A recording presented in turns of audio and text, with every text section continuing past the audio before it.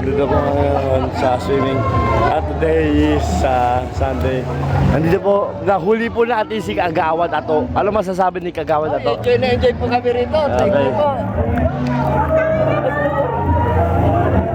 Thank you, pre. Sa mga kabataan, sa mga bisita natin, ano masasabi nyo? Ay, salamat naman at nagsasama sila. Medyo na-stress ba kayo? Okay, Hindi naman. enjoy kami, enjoy. Okay. Kumusta ang pamilya mo? Kumusta ang pamilya mo? Okay, enjoy sila rin. Okay, nandito sila. Okay. So, ano last message mo kay isa? Salamat mo na. Ha?